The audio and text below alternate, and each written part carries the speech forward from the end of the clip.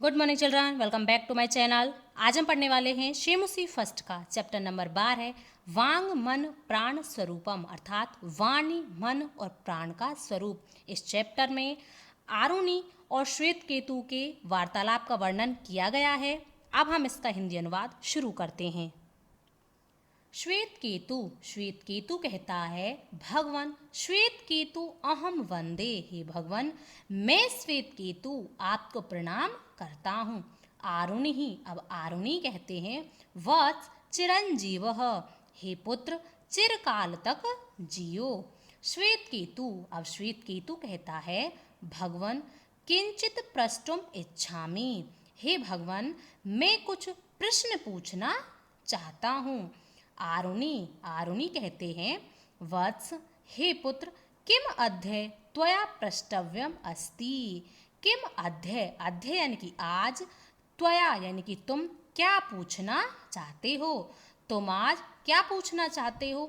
श्वेत केतु कहता है, भगवान ज्ञातुम इच्छामि यत किम इदम मनः, हे भगवान ज्ञातुम इच्छामि मैं जानना चाहता हूँ, यत कि किम इदम मनः कि यह मन क्या है।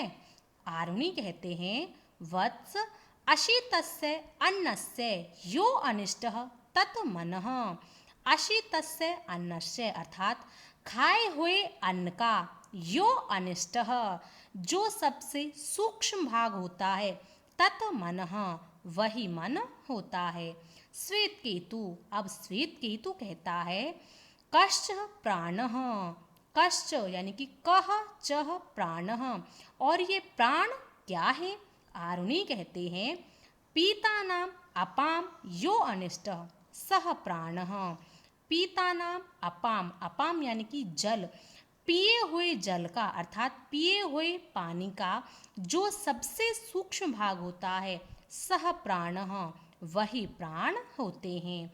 अब श्वेत केतु कहता है, भगवन का इयम वाकः, हे भगवन यह वाणी क्या है। अब आरुणि कहते हैं, वत्स पुत्र अशितस्य तेजसा यो अनिष्टः सह वाकः।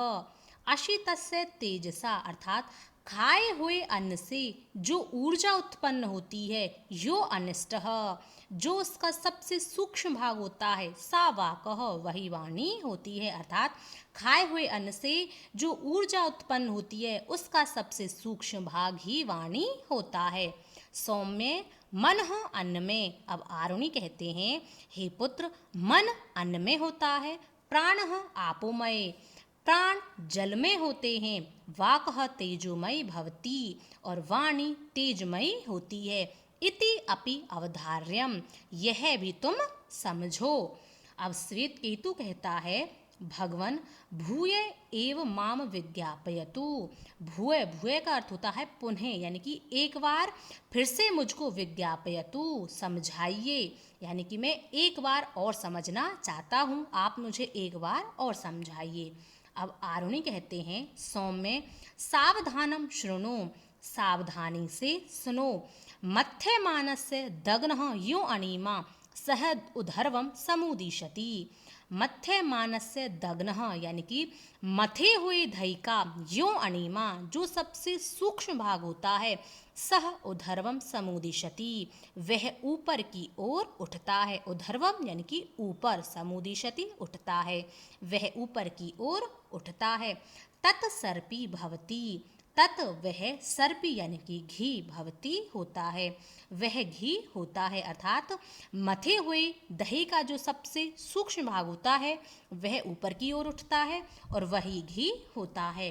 अब श्वेत केतु कहता है, भगवन भवता घृतो उत्पत्ति रहस्यम व्याख्याताम, आपने मुझको घृतो यानी कि घी की उत्पत्ति रहस्यम, उत्पत्ति का रहस्य व्याख्यातम बता दिया, अर्थात आपने मुझको घी की उत्पत्ति का रहस्य तो बता दिया।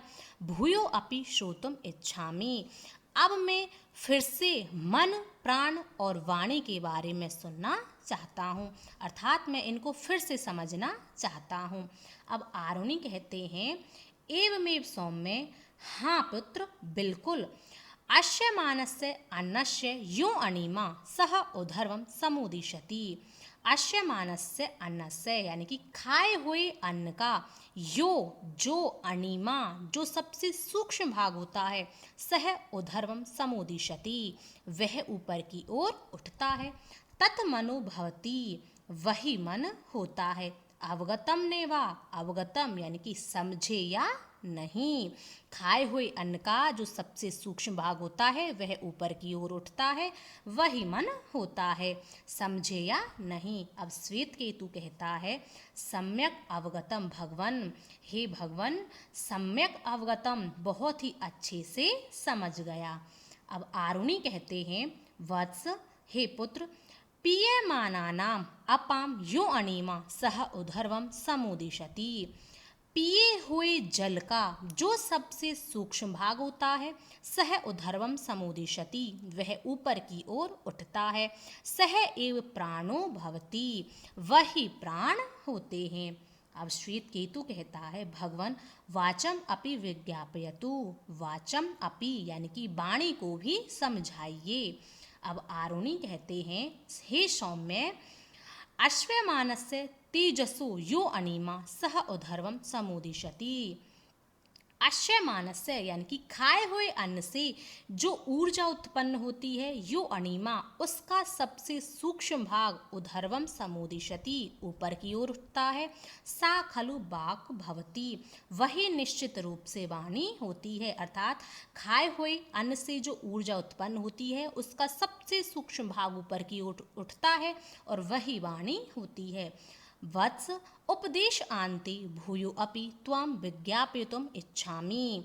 हे पुत्र उपदेश आंते अर्थात उपदेश के अंत में भूयो अपि मैं तुमको पुनः त्वाम विज्ञापितुम इच्छामि एक बार फिर से समझाना चाहता हूँ। यत कि अन्नमय भवति मनः मन अन्न में होता है। आपोमय भवति प्राणः प्राण जल में होते हैं। तेजोमय च भवति वाक् इति और तेजोमय वाणी होती है। इति इस प्रकार से आरुणि कहते हैं। किंच यादृशम अन्न आदिकम गृह्णाति मानव तादृशमेव तस्य चित्त आदिकम भवति इति मम उपदेश सारः। अब आरुणि कहते हैं मानव यादृशम अन्न आदिकम गृह्णाति मनुष्य जैसा अन्न गृह्णाति ग्रहण करता है, तादृशेव उसी प्रकार से तस्य चित्त आदिकम भवति उसका मन आदि उसी प्रकार का होता है। मम उपदेश सारः इति यानी कि यही मेरे उपदेश का सार है। अर्थात मनुष्य जैसा अन्न ग्रहण करता है वैसा ही उसका चित्त अर्थात मन आदि हो जाता है। यही मेरे उपदेश का सार है। वत्स हे पुत्र एतत् सर्वं हृदयेन अवधार्य इस सभी को अपने हृदय में धारण करो। श्वेत केतु कहते हैं यदा आज्ञापति भगवन हे भगवन यदा जैसी आपकी आज्ञा एषः प्रणमामि मैं आपको प्रणाम करता हूँ।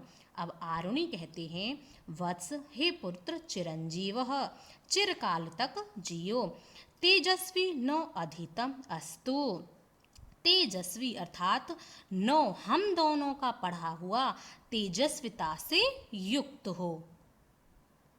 यह था आपका चैप्टर नंबर 12 का हिंदी अनुवाद। मैंने आपको बहुत ही अच्छे से करा दिया है। एक बार दो बार इसका रिवीजन कर लेना, आपको बहुत ही अच्छे से समझ आ जाएगा। यदि पढ़ाने का तरीका पसंद आए, वीडियो अच्छी लगे तो वीडियो को लाइक शेयर और चैनल को सब्सक्राइब अवश्य करें।